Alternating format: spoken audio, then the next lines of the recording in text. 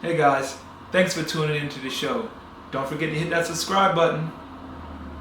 Another topic I want to talk about is just how being in this life of overseas basketball, you start to see a lot of players, and you start to understand. I start to understand all the time why they do not be successful. And it's because their game does not translate to overseas basketball type of game. Once again, I'm never going to just pinpoint and talk about some people and point them out. But it just shows that some people's game just does not translate to the life of overseas. But there's a particular way you have to play the game when you come to overseas. You have to play it how they play it. You have to do it the way they do it. Most guys come into this game believing, I can just come in and play the game how I've always played the game. I played it like this on the college level. I played it like this in America. So I can come over here and play the game the way I want to play it. It does not translate like that.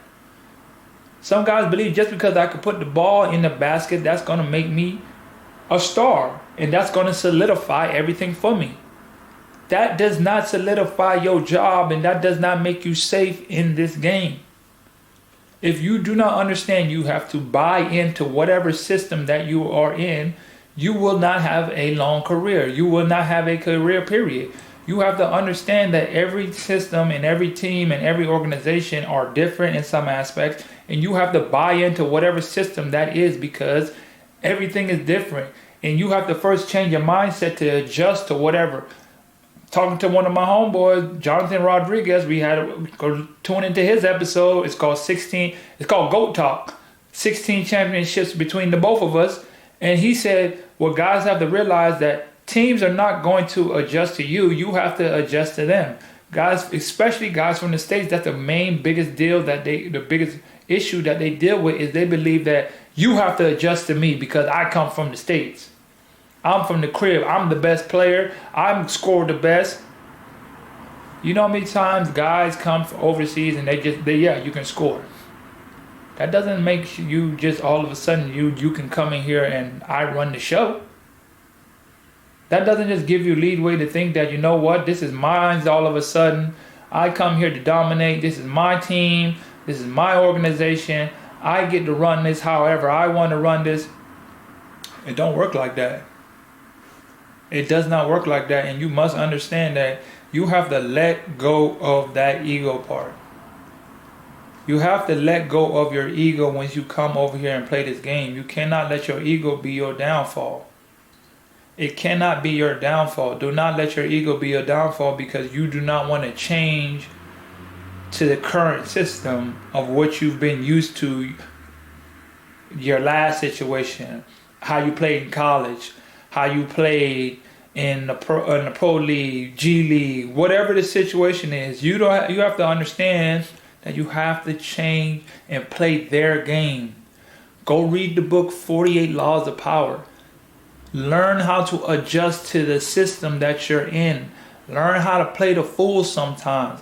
Learn how to buy into the system and give them exactly what they want to be successful. It's not always about showing who you are and showing your dominance. Do it in a way that is catered to the environment that you are in. Use your brain to play the game more than your physical gifts. Too many times, guys feel like all I have to do is come here and show I can score the basketball.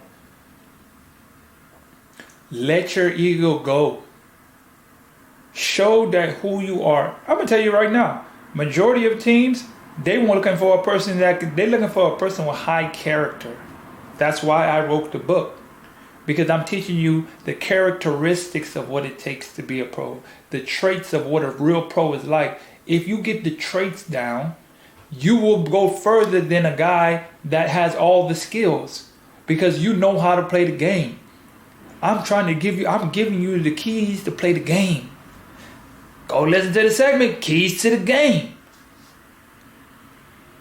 One thing I can talk about to try to give emphasis is what I have been through enough that even 10 years, 7 championships, 6 different teams, 18 different countries. I'm just trying to give you something that someone didn't give me to help me to at least make it 5 years and at least make it 10 years, because you really don't start reaping the benefits until you start getting into 7, 8, 9 years. 6, 7, 8, 9. But you have to last to get there. You have to go get the information. That's why I say I know it's my responsibility to give you the information so you can get all that this life has for you. You can fully reap the benefits of everything this life has for you because you understand the traits. You understand the techniques. You understand how to move like a pro. You can go find 1 million trainers and work on your game and do all this and that, and then still don't make it as a pro because you don't understand how to change. You don't know how to play the game inside of the game. You just thinking it. China Talk. Go listen to that episode. I'm talking to the guy. He was like, I'm thinking it's basketball. It had nothing to do with basketball. He's like, I went for 45 points, 15 assists, and they mad at me. They mad at him for scoring the basketball because he didn't know the game inside of the game. He's wondering what's going on. I thought I just came here to play basketball and do what I normally do. They was over here betting on the games and doing their own thing, and he didn't even understand that type of basketball because he didn't understand that environment. He didn't get the right information. He didn't do his due diligence and understanding. But what he did do was go and speak out on the situation to do what? To help the next man, to help the next hooper. I felt like when I was coming up in this game, it was a lot of gatekeeping, meaning there was no one to turn to say, hey, tell me everything that I need to know about being a professional overseas basketball player. There's guys you can go that are going to tell you about how to talk to teams, write a contract, or like how to reach out. Go check out Jose Colorado. He is doing really well. He's good at telling you, like, if you was a D1, D2, if you're in high school, what you need to do, how you make your film, all this. Great guy. He's a great guy on giving you information on how to get started, what leagues pay this, what to take advantage of, what's the ups and downs that you could look forward to as far as just how much you might get paid, but this is what you should be working on. You might have to take a job for $1,000, but does they pay for all the amenities? You get your own apartment, you get all this, you get your free time. What jobs you should be looking for? I do my best to give you what jobs you can be doing for in your spare time. I'm big on social media.